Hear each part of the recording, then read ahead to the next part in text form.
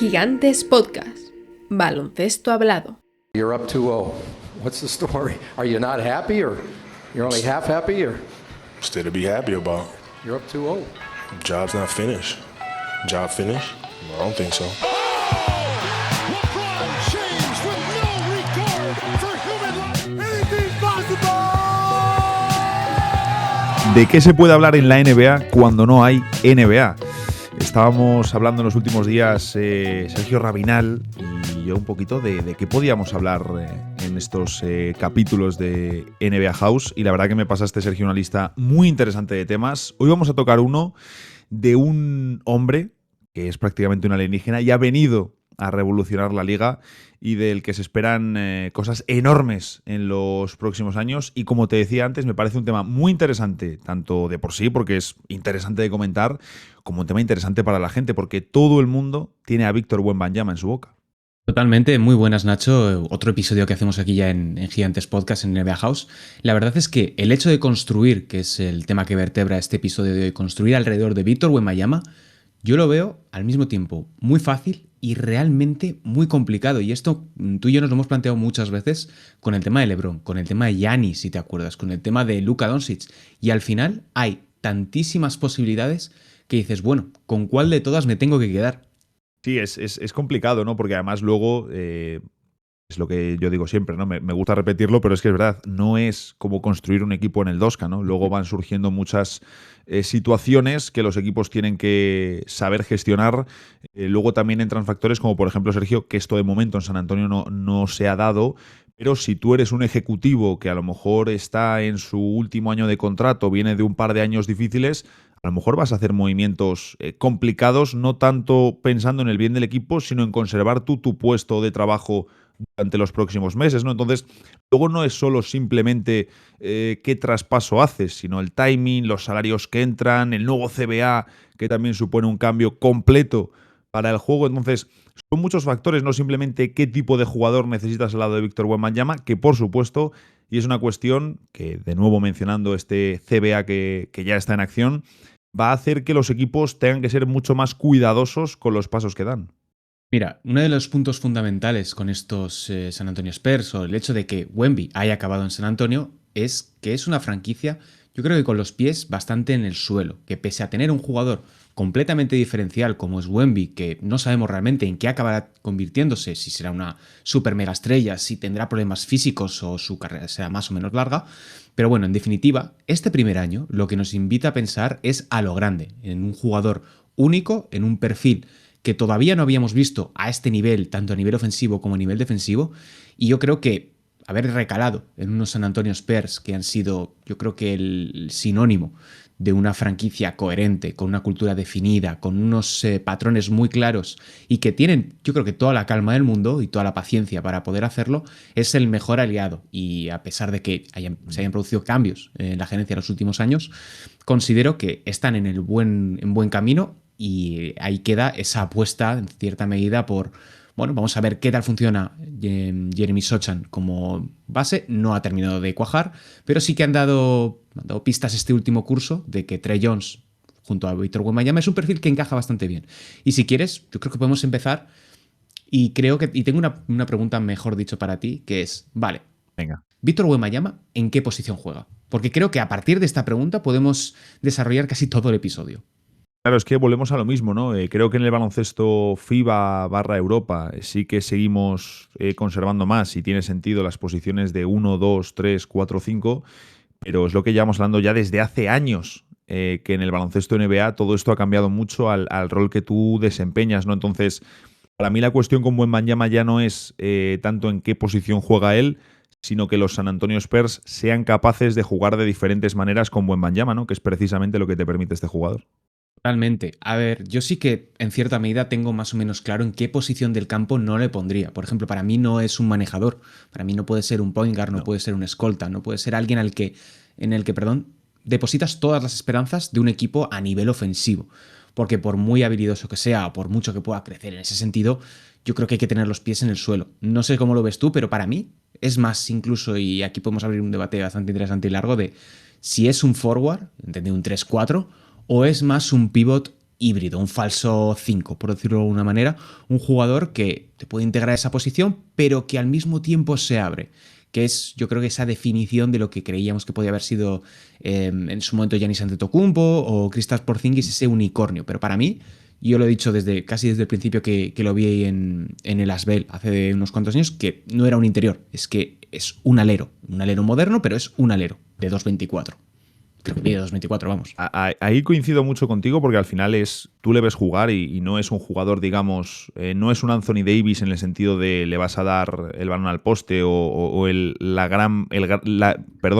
mayor volumen que me queda hoy trabado de los tiros de Wemby no van a ser situaciones de siempre pick and roll, se la das y finaliza, ¿no? Es un jugador un poquito diferente. Es cierto que puede hacer eso, pero yo creo que precisamente la gracia de este jugador es tiene tantos recursos y que juega tanto de cara y que tiene un control de su cuerpo tan extraordinario para el tamaño que tiene, que es un mismatch andante, ¿no? Y que tienes que conseguir imponer tu formato de juego al rival. A mí sí que es cierto, por ejemplo, que yo lo que pedía antes de la temporada era que los Spurs tuviesen un 5 contundente al lado de Wemby, pero luego me han gustado más los Spurs jugando con Wemby de 5. También es cierto que los Spurs de este año, un equipo... pues qué vamos a decir, Sergio, ¿no? Los Spurs de este año, un equipo de lotería. Complicado de ver, sí. Por decirlo bonito. Por decirlo bonito, sí. Efectivamente. A ver, a mí me parece bastante interesante que abras el tema del pivot, porque claro, esto es una cuestión bastante difícil de encontrar el equilibrio o el punto intermedio, porque claro, Wemby como 5, y yo creo que en casi cualquier posición menos en la de base, va a ser un mismatch continuo. Es lo que decías, es un jugador de videojuegos, un jugador del 2K, y te permite que casi en cualquier situación, si vas al poste te gana por altura y si te saca fuera de la pintura te gana por velocidad contra prácticamente cualquier oponente que tenga delante ahora mismo. La pregunta es, ¿eres capaz de ser consistentemente ganador con Victor Wembanyama de 5? ¿O puede resistir el resto de la construcción del equipo con Wemby de 5? Porque quizá, y esto lo hemos visto si te acuerdas en el caso de Giannis con los Bucks, que hablábamos mucho, recuerdo, en 2021 de es que la mejor versión de los Bucks es con Giannis de 5. Claro, pero necesitas a veces alguien que haga el trabajo sucio, que se encargue de cuestiones más mundanas del ataque, y ahí es, yo creo, el punto donde habría que desplazar a Victor Wembanyama entre el 3 y el 4 y buscar una alternativa al 5. Y yo te quería preguntar, a ver, ¿qué perfiles crees? Luego ya entraremos en nombres, que tengo aquí una lista bastante interesante para ti.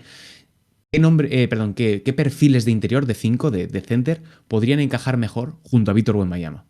Coincido con lo que has dicho porque además creo que, o sea, tú tienes que tener el recurso de poder mandar a ese jugador al 5, ¿no? Y lo decías tú, Giannis, Anthony Davis, pero necesitas cobertura para estos jugadores, tanto para la temporada regular como luego, por si en playoffs te vas a enfrentar a un equipo que tenga mucho tamaño, que tenga tal, que sabemos que es un tema muy importante en la liga. Entonces, yo de primeras pondría a Wemby como 4 y le buscaría un 5 potente que le pueda cubrir también y ayudar durante la temporada regular, pero luego también un pivot que pueda jugar, obviamente, en playoffs, ¿no? Que pueda tener sus minutos. Y ahí yo creo que el perfil ideal es un pivot reboteador, que tenga una gran presencia en rebote defensivo para que Wemby pueda liberarse y actuar como un jugador que va a no taponar tiros, pero sí molestar tiros, ¿no? Porque creo que es lo mejor que tiene Wemby en defensa, todo lo que ese miedo que infunde en el rival. Y creo que si de primeras tienes un 5 de perfil defensivo, de perfil reboteador, de perfil, lo que decías tú, de trabajo sucio, de esa manera vas a poder liberar a Wemby para que, como hace Giannis en Milwaukee con la presencia de Brook López, ¿no? Que se dedique él a ser el corrector de la defensa. A mí me gusta mucho ese rol, creo que es la mejor versión o lo máximo que puedes aspirar de un grande en la NBA actual. Ese rol híbrido que es entre Giannis y Rudy Gobert, que es lo que aspira a ser Wemby en su carrera si no se tuerce nada, Casi si nada, no cambia nada físicamente, que estamos hablando, claro, efectivamente, es uno de los mejores prototipos defensivos yo te diría, de toda la historia de la NBA, porque al mismo tiempo te aguanta el 1 por 1. Y este primer curso del francés nos ha permitido ver cosas, yo creo que difícilmente habríamos visto en otro jugador. Yo personalmente no he visto nada igual, más que quizá en minibásquet, donde ves a alguien que, pues un chaval que se ha desarrollado mucho contra chavales mucho más pequeños, es creo que la comparativa más cercana.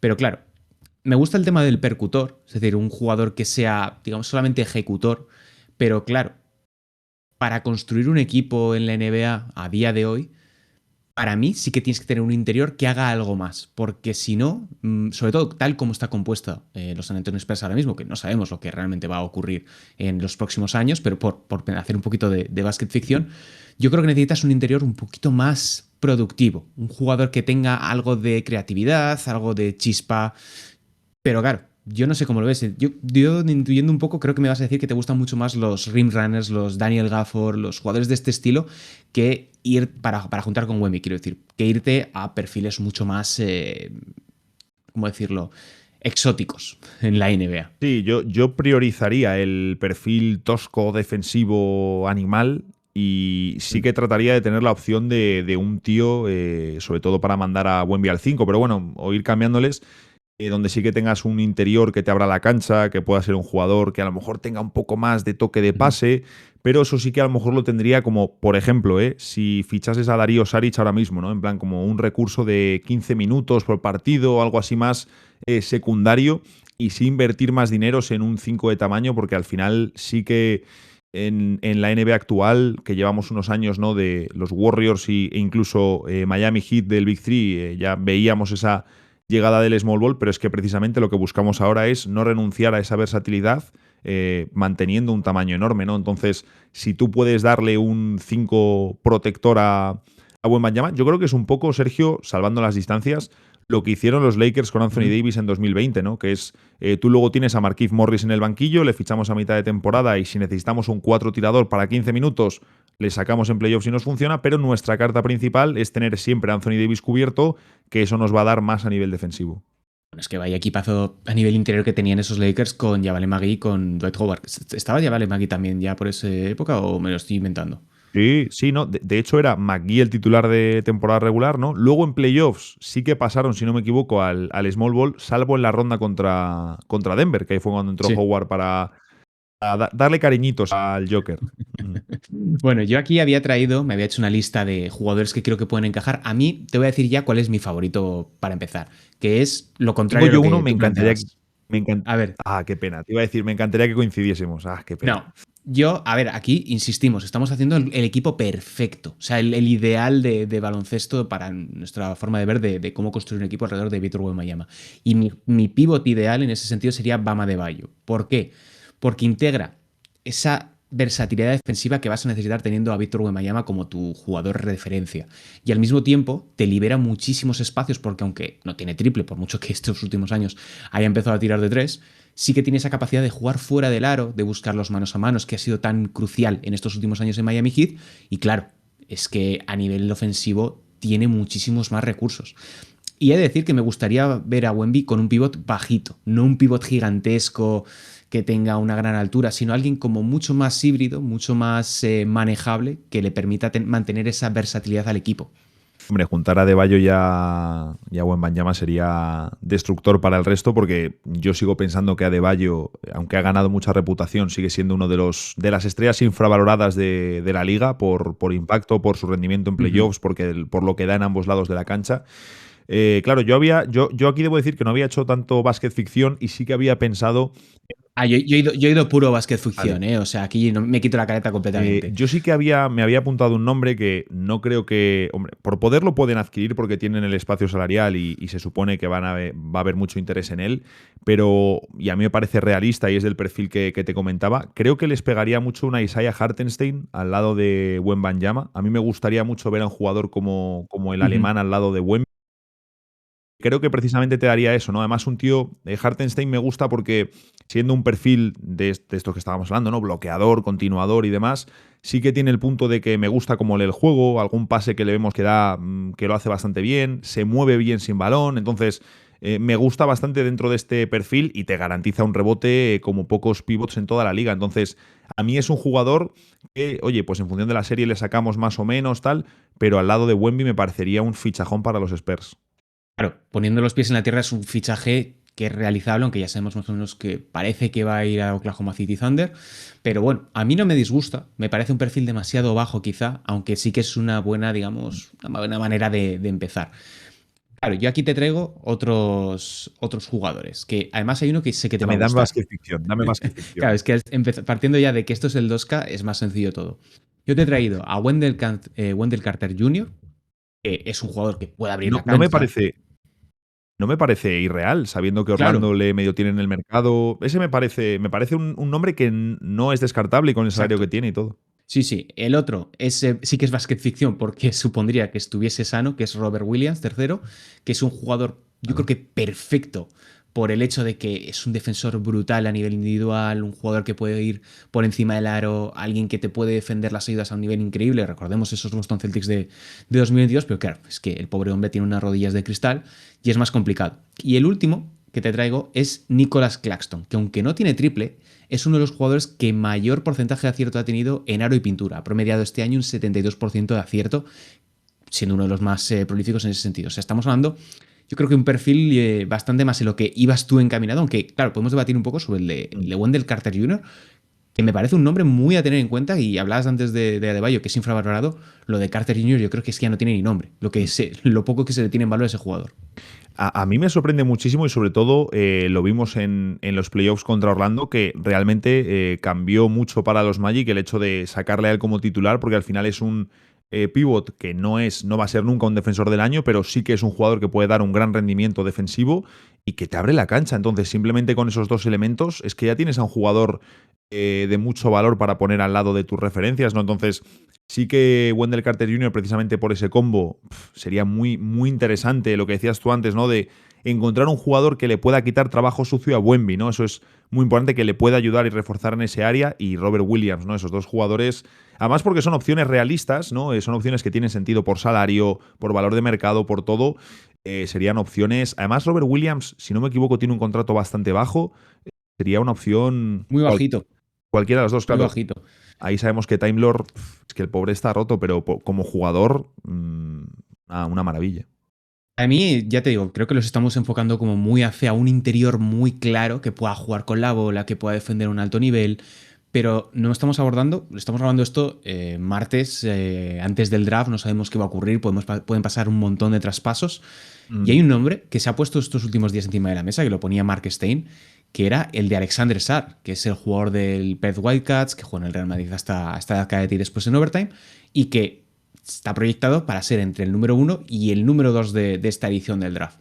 Claro, va un poco en la línea de lo que estamos hablando. Es un jugador polivalente, versátil, no muy creativo en ataque, pero que puede resolver. Y atrás puede ser un timón defensivo brutal.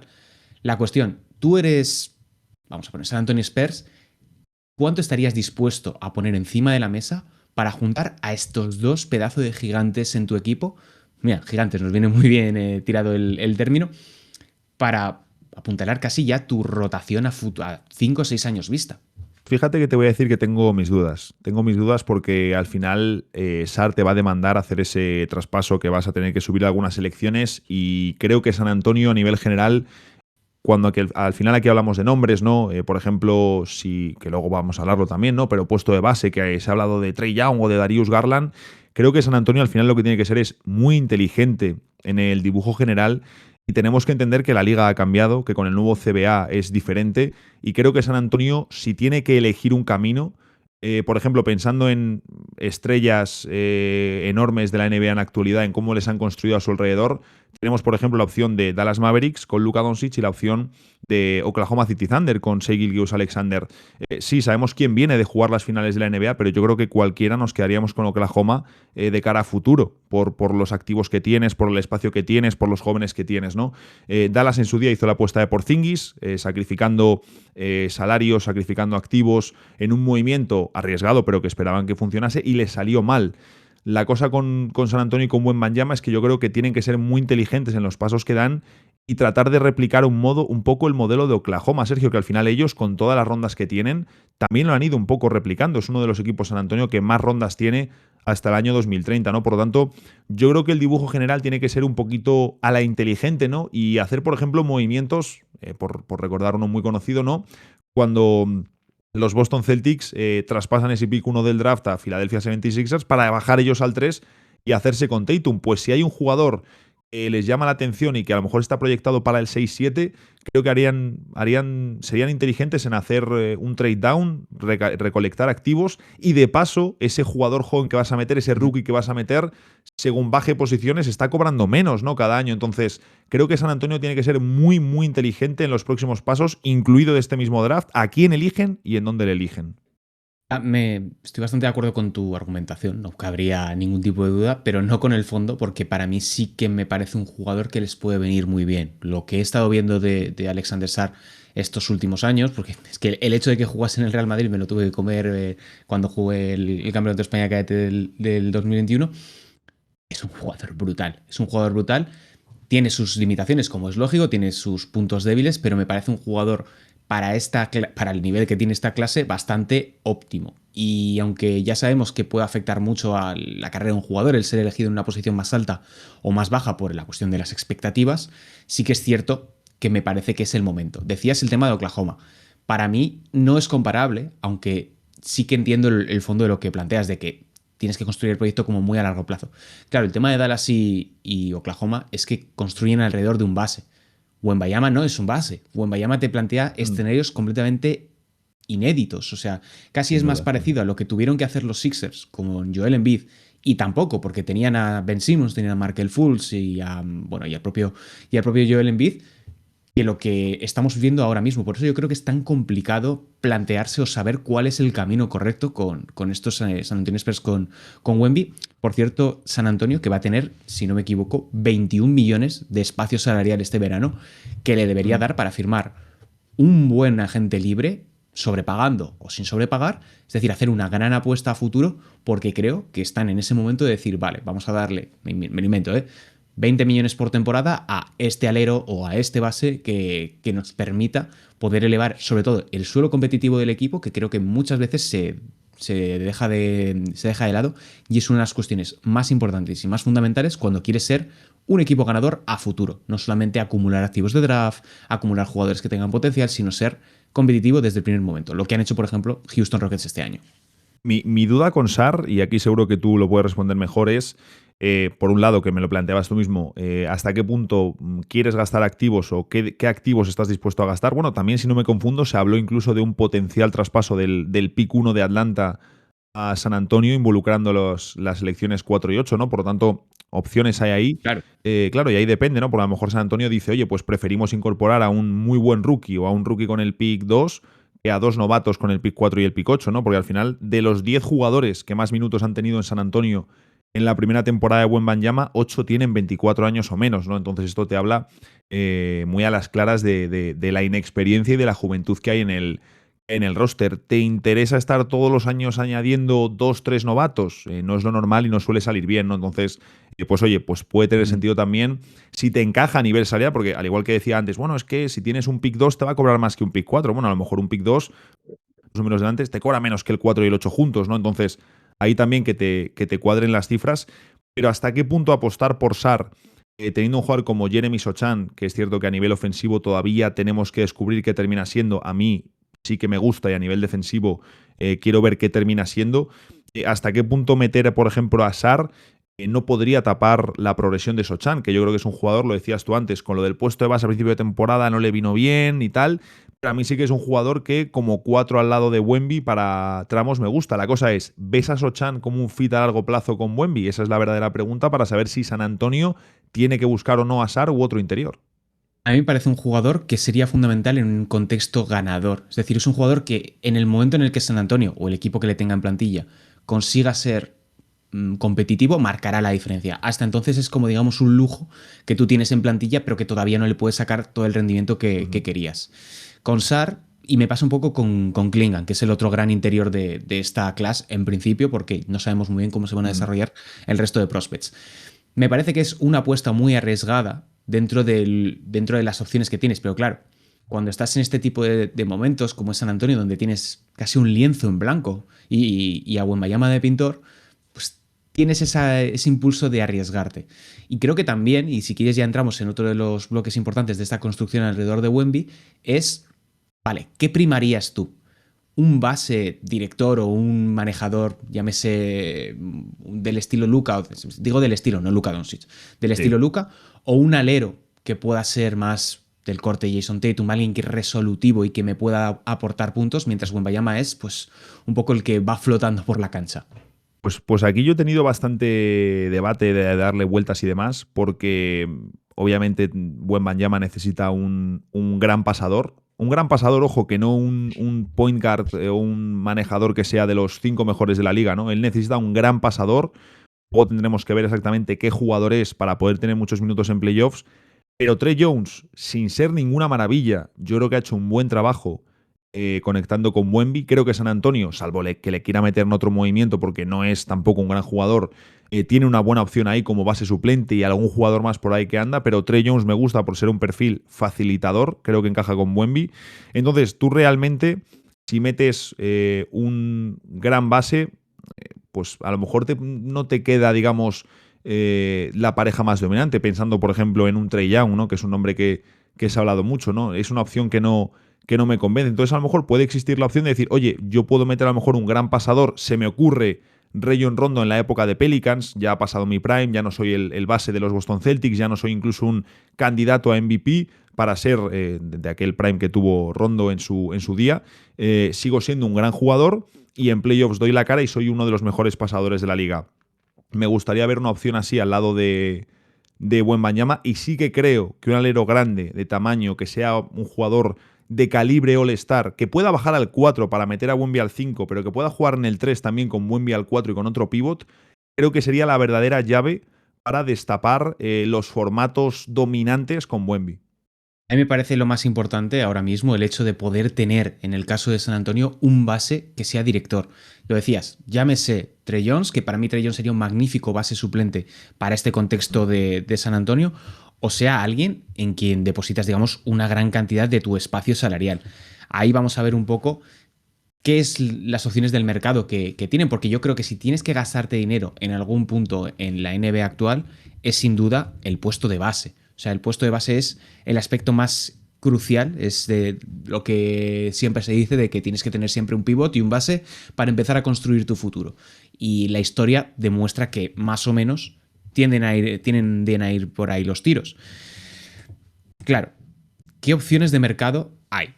Porque por mucho básquet ficción que queramos hacer aquí, por muchas vueltas que queramos darle al básquet, en muchas ocasiones todo queda limitado a qué opciones te ofrece el mercado. Se ha hablado durante los últimos meses en muchas ocasiones al respecto de Trae Young, pero yo personalmente, Nacho, no sé cómo lo ves y ya luego planteamos a otros nombres, me parecería un error gigantesco poner a Trae Young, o sea, gastar toda esa cantidad de activos que estamos hablando para traer a Trae Young, que ya sabemos que no sabe jugar sin balón y que sobre todo no quiere jugar sin balón, para jugar al lado de Víctor Wembanyama, que es probablemente el mayor talento de esta generación y de dos anteriores también. Sería cagarla completamente. Que me perdone Sardinero por la expresión, pero es que no puedes hacer eso por muchas cosas, ¿no? Primero porque lo que comentabas tú, ¿no? O sea, al final hay muchas dudas a nivel de lo que nos ha mostrado Trae Young como estrella. No le hemos visto jugar sin la pelota, ¿no? Que es una cosa que se ha hablado un montón, ¿no? A nivel defensivo, ¿no? Pero Wemby le podría tapar. Pero ostras, no traigas a alguien al que Wemby tenga que tapar. Trae a alguien que pueda ayudar a Wemby, ¿no? No traigas a alguien que pueda ser un problema. Luego también a nivel salarial es un jugador con un salario enorme, es un jugador que no tiene 22 años, ¿no? Que sí que encajaría por edad con Wemby y tal, pero no te interesa un jugador que cuando Wemby esté en sus 27 el otro esté en sus 34, ¿no? Entonces no es la mejor opción. Es que no es la mejor opción Trae Young y yo entiendo que se comente mucho, pero es que yo si soy San Antonio y me traigo a un base de Atlanta, que miraría para otro equipo, pero si me traigo a un base de Atlanta, sin considerarle base tampoco, pero me iría de nuevo a por DeJounte Murray y me lo traería de vuelta a San Antonio, antes que ir a por Trae Young. Es que el tema de DeJounte Murray, que parece que todos los caminos acaban, en este caso de San Antonio, acaban abocados a Atlanta Hawks, ya sea en el draft, ya sea en la agencia libre, ya sea en el mercado de traspasos. Es decir, todo parece indicar a que terminarán encontrándose en el camino por la razón que sea. A mí DeJounte me gusta porque te permite al mismo tiempo tener o un escolta que puedas darle la bola, es decir, por ejemplo, vamos a suponer que eligen en el 4 Stephon Castle, ¿no? Puedes armar ahí una dupla de 1 y 2, ostras, súper interesante, súper flexible, con un potencial gigantesco y que ya hemos visto que DeJounte Murray puede ser un 1 como puede ser un 1,5, es decir, puede asumir una función organizadora más secundaria. Y creo que el mejor ejemplo es el haber compartido estas 2 últimas temporadas junto a un Trae Young que no suelta el balón ni para atrás. Así que Y para atrás. yo sí que estoy de acuerdo. No, ni para atrás. Yo sí que estoy de acuerdo con el hecho de que sobre todo necesitan un base importante, alguien que sepa organizar. Luego la cuestión defensiva ya sabemos que es menor en cuanto a los bases, a los point guards. Para mí, si hubiese que hacer un tier list de jugadores, DeJounte Murray estaría en el 1, salvo que puedas conseguir algo en el draft, que no sabemos. Imagínate que han hecho un entrenamiento privado con alguien y han descubierto un base increíble. Para mí estaría DeJounte Murray en el 1. Nikola Topic, ¿no? Que llega muy fresco al. Bueno, Juan Núñez. Oye, Juan Núñez cuidado. sería en realidad una fantástica elección. Sería pero increíble sabemos que es difícil verle. ver a un francés y a un español dominando la NBA juntos. Sería fascinante, la verdad. Fuera de bromas, esto creo que lo hemos hablado, que Juan Núñez sería increíble con Wembanyama, pero no porque seamos españoles ni porque nos guste mucho Wemby, sino porque es ese tipo de base que te da unos pases brutales y que sabe organizar muy bien el ataque. El problema que tiene Juan Núñez ahora mismo es que yo creo que no está preparado físicamente para poder ser un point guard de primer nivel en la NBA por una cuestión física, porque esa primera arrancada en Europa te sirve y está llamado a ser uno de los mejores, pero claro, en NBA es mucho más, la diferencia es mucho mayor, pero más allá de cuestiones tácticas. Y por bajarlo al segundo tier, yo pondría ahí a Darius Garland, que lo llevo mencionando casi desde febrero porque me parece un base organizador brutal, y no sé qué otros nombres tienes tú, Nacho, pero vamos, a mí estos dos, es decir, Wemby con Darius Garland o Wemby con DeJounte Murray me parecen fundamentales. Luego tengo yo otro nombre escondido que te lo digo después. Espero que sea D'Angelo Russell. Sería maravilloso que me dijeses que es la opción que esperas para San Antonio Spurs. Bueno, yo creo que tienen diferentes opciones, ¿no? Y lo que hablábamos, al final depende un poquito de qué tipo de salto quieran dar los Spurs este verano, ¿no? Si quieren ya impulsarse de la leche y buscar un salto competitivo, o si quieren mirar también al draft 2025, que es un draft muy interesante y que se supone de mucho talento y que te puede dar jóvenes y algún contrato chulo, ¿no? Entonces, yo creo que San Antonio va a mejorar porque algo van a hacer este verano, pero ni van a tener la intención de una mejora salvaje, ni por mucho que pretendas mejorar de forma salvaje, te va a dar para competir realmente en el oeste, salvo que de repente ya no solo Wembanyama, sino que algún otro joven dé un salto inesperado, ¿no? San Antonio debería seguir siendo un equipo, en el mejor de los casos, Sergio, de play-in, quizás, ¿no? Salvo que hagas una locura y te traigas a alguien que no esperemos. Pero coincido contigo en la de Garland. La única opción realmente que me gusta de decir, oye, me traería un contrato grande es la de Darius Garland. Sí que veo un escenario en San Antonio donde pueden explotar a Garland para que intente alcanzar su máximo, invertir muchos tiros en él, que conecte mucho con Wemby, es un jugador más seguro. No sé, a mí es la única opción que digo realmente es un jugador por el que iría sí o sí de meter un contrato grande. Y luego, de los jugadores que hay en el mercado, bueno, hay uno que por perfil me parecería ideal, que podría suceder, pero que no va a suceder, como es James Harden. A mí un jugador como James Harden, cuando lo hemos visto en su etapa pasadora, sé que mucha gente dirá, pero qué locura está diciendo.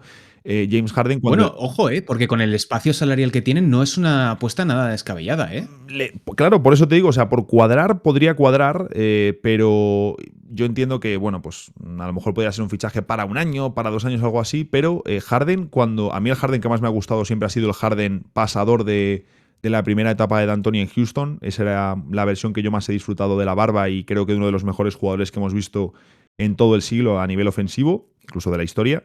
Pero no creo que esté en ese mood, ¿no? Y creo que no encajan, pero por perfil es el que más me gustaría. Te voy a decir, aunque no lo veo realista, pero también es un contrato grande, pero por jugador, por perfil que me encajaría para ayudar al equipo y hacerles competitivos un par de años y a lo mejor luego traspasarle porque es un contrato muy grande, Fred VanVleet. Es un jugador que para un par de añitos en San Antonio me gustaría, pero que no encaja con el timeline del proyecto. Bueno, podría darse por lo típico de que Houston dice, para renovarte otro año, mejor te traspaso y consigo algo.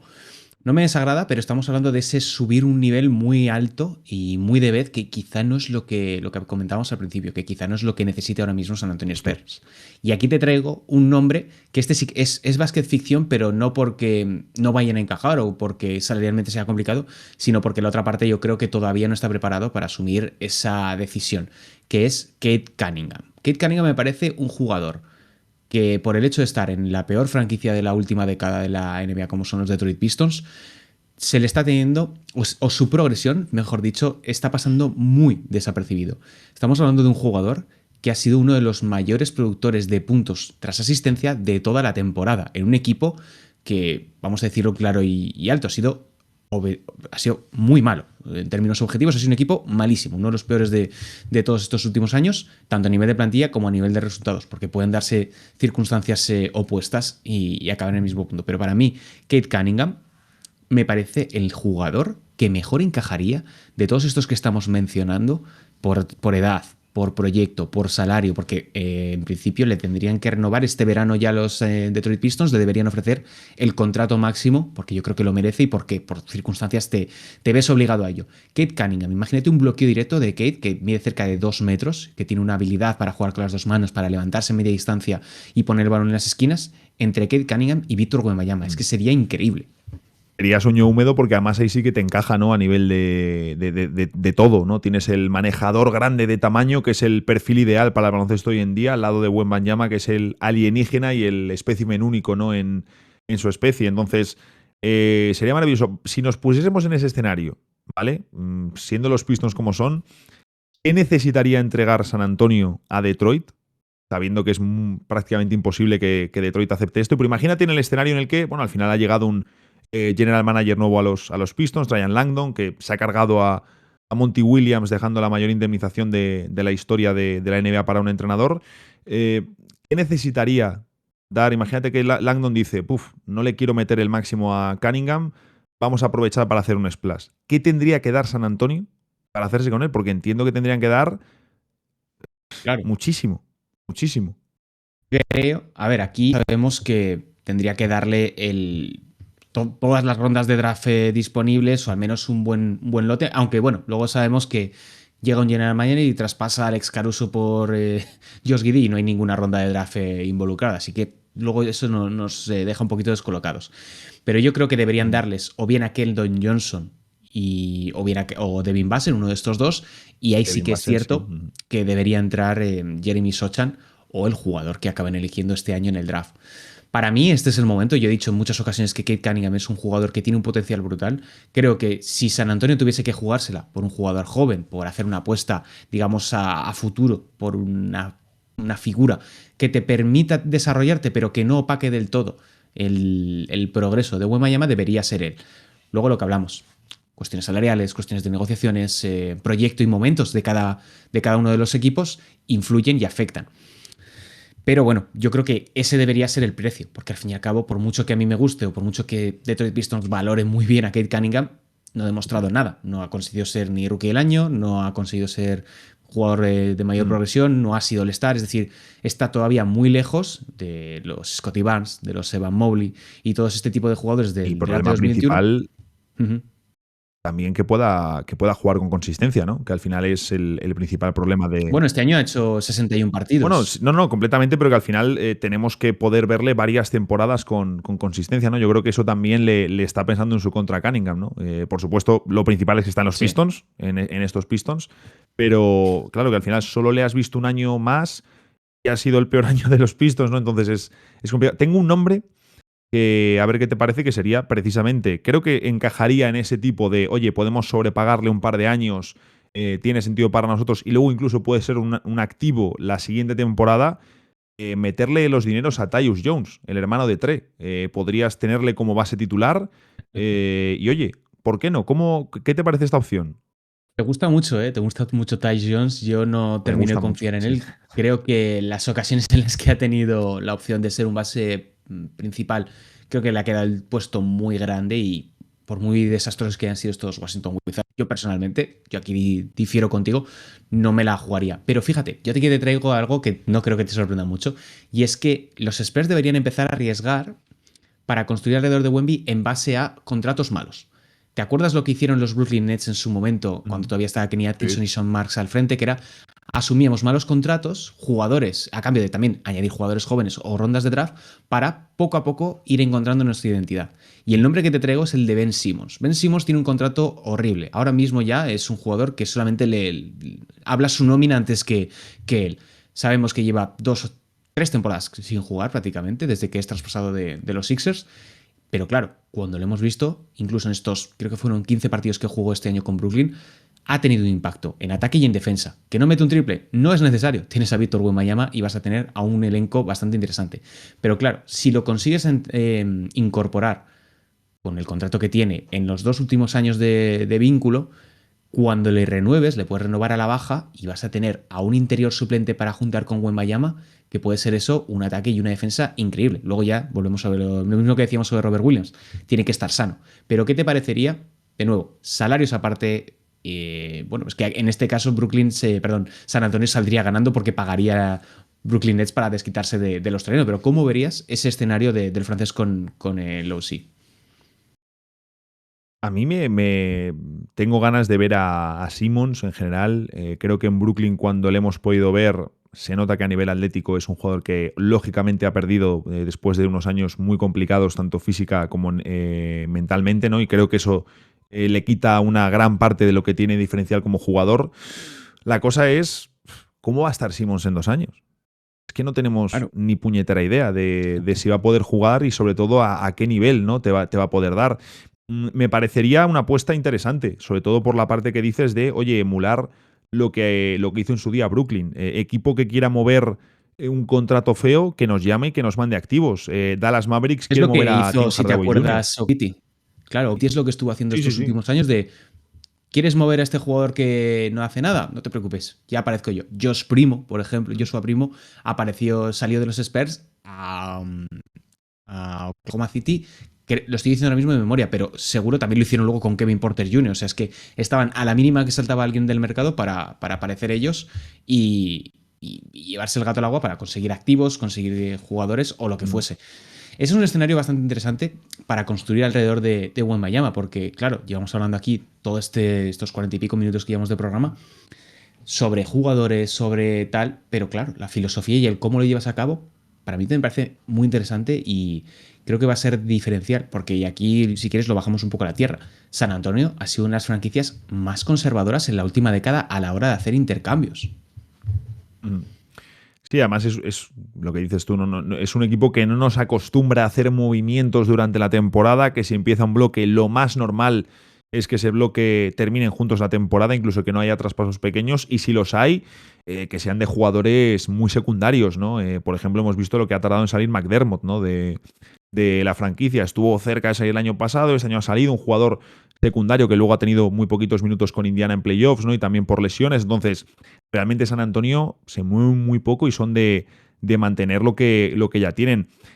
Ahí yo entiendo que no nos van a sorprender, ¿no? Que de repente no van a cambiar lo que han estado haciendo hasta ahora y que las verdaderas apuestas las veremos en verano, ¿no? Sí que es cierto, Sergio, que este momento sí que dices, vale, yo entiendo que tú seas una franquicia más conservadora en ese sentido, pero es que ahora te tienes que mover, ¿no? Es que estás obligado, o sea, San Antonio no puede hacer un verano en el que no hagan algo, ¿no? Y lo mínimo que tienen que hacer, si deciden, oye, elegimos en el 4 y en el 8, perfecto, pero luego en el draft, o sea, en la agencia libre, algo tienes que hacer, ¿no? Yo sí que, es un poco lo que hablamos otro día, por mucho que tú vayas a seguir siendo un mal equipo en la NBA actual, o te refuerzas de alguna manera o es que te vas a quedar atrás, ¿no? Entonces, y más en el oeste, algo tienen que hacer, algo tienen que fichar y obviamente solo ya por el draft, por mucho que no hagas movimientos, San Antonio debería tener una plantilla más apetecible la próxima temporada.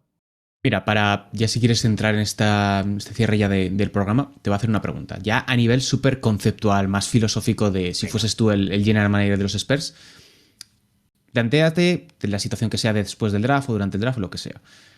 ¿Cuál sería tu filosofía o cuáles serían tus primeros movimientos para apuntalar el proyecto de futuro de estos San Antonio Spurs? No te estoy diciendo que me digas un nombre, sino es decir, vale, tengo a Wemby, pues lo que primero que voy a buscar es un base, lo primero que voy a buscar es un defensor, es un alero, es un tirador, o voy a buscar veteranía. ¿Cómo lo plantearías tú para decir, en 3 años vista, voy a estar en playoffs y voy a aprovechar este momento de Wembanyama? A nivel salarial es tan... que invita tanto a pensar que a nivel... porque claro, cobra tan poquito, entre comillas, que dices, bueno, es el momento, es ahora o nunca. Eso es. Sí, es un poco lo que hablábamos al inicio, ¿no? De que tienes que ser muy inteligente con lo que hagas y no dar un paso en falso. Obviamente todo va a partir, lo que decías tú, ¿no? ¿Qué hacen en el draft? Eso es lo que empieza a marcar lo que va a hacer San Antonio. Pero a mí sí que me gustaría ver como diferencias respecto a la pasada temporada, pese a lo mucho que se ha hablado de un base, tú a las malas ya tienes ahí a Trey Jones y has encontrado alguna alternativa, malilla, pero lo has encontrado en el puesto de creador, ¿no? Y creo que a lo mejor eso sí que puede ser a lo mejor la guinda del pastel, ¿no? En el sentido de que San Antonio construya el equipo y que lo último que traigan en un par de años sea un traspaso ejecutando un movimiento por un pedazo de base All-Star, ¿no? Eso pues perfectamente lo puedes hacer ya después de haber hecho el resto de movimientos. Entonces yo primaría un poco lo que hemos estado hablando durante el episodio, traerle un pivot defensivo, en mi caso, al lado a Wemby, ya sea apostando en el draft o en la agencia libre, traerle un alero de más tamaño para el 3 y para el 4 que pueda abrirme la cancha, traer una opción de small ball interesante que pueda jugar menos minutos, como el ejemplo que ponía Darío Saric. Es decir, yo iría completando esas partes, digamos, que vas a necesitar a nivel estructural, porque el base pasador ya lo tienes, Trey Jones, aunque no sea un gran base, ya lo tienes, ¿no? Entonces creo que tienes que ir añadiendo el resto de huecos que no tienes, porque al final si pensamos en una estrella para Wembanyama, lo lógico, aunque antes os decía lo del alero, lo lógico es pensar en una estrella amasadora, ¿no? En un guard, que es lo que más inunda a día de hoy la NBA. Entonces creo que eso sí que lo puedes añadir con un traspaso en un par de años y que mientras tanto tienes que centrarte en esa estructura alrededor de Wemby. En eso último estoy bastante de acuerdo de que de guards está repleta la NBA, das una piedra y aparecen 5 bases que pueden hacerte de titular a un nivel bastante óptimo. Luego ya sabemos que esa línea entre lo bueno y lo superior hay mucha distancia, pero yo, al contrario de ti, lo que sí que haría es ir ya de cabeza por un base. Yo aquí, lo siento, pero no me vale un buen point guard como Trey Jones. Me parece que necesitan poner orden, poner coherencia, poner a alguien que le dé buenos balones a Víctor Wembanyama, que juegue con él buenos bloqueos directos para que el jugador siga aprendiendo, para que encuentre maneras de crecer, porque por muy bueno que sea, lo hemos visto a lo largo de toda la historia de la NBA, por muy bueno que sea, un único jugador no va a conseguir llegar a ningún lado si el resto no está al nivel.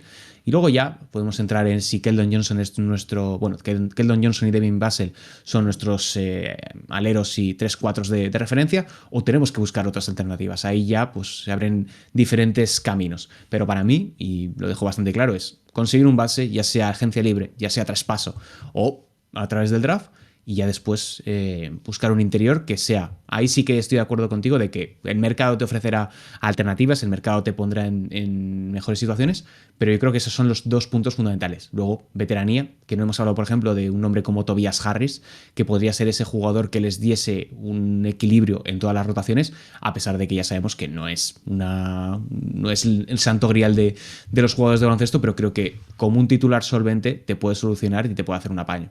Pero claro, o sea, si por un lado quieres meter a un base para mejorar y por el otro lado metes a Tobias Harris, ¿no? Al final no. Ahí he sido. Bien tirado. Ahí he sido un poco malo. Pero yo lo que sí que tengo claro, Sergio, es que no sé cómo construirán alrededor de Wembanyama, pero si alguien conoce a gente en las oficinas de los Spurs, casi es para enviarle este podcast y que. Yo no necesito un acuerdo de asistente de general manager ni nada, una colaboración. Una colaboración.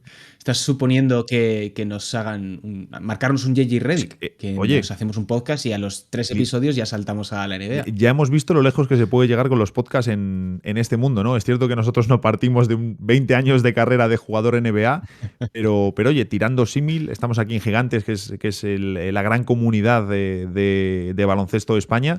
Pues lo mismo podemos conseguir un puestecillo de asistente del general manager. Oye, yo con algo así me conformo. Sí.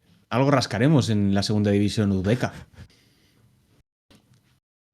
Así que bueno, muchas gracias Nacho por estar una semana más aquí en Gigantes Podcast, hablando un poquito de todo en el NBA House, que aunque parezca que no, todavía no estamos de vacaciones porque, claro, está el draft, está el mercado, está después qué va a ocurrir cuando termine la agencia libre y empiecen otra vez a pensar en, bueno, las previas. Tanto. Bueno, en NBA House y en Gigantes Podcast vamos a seguir con todo, Nacho, y mientras nosotros podamos, mientras el cuerpo aguante, mientras sea posible grabar con la puerta cerrada y la ventana cerrada para que no haya ruido, aquí estaremos. Y de hecho, Sergio, es cierto que no es NBA, al final es baloncesto y eso nos va a unar a todos como es el preolímpico, ¿no? Es que entonces al final la gente del baloncesto no descansamos, Sergio, no descansamos.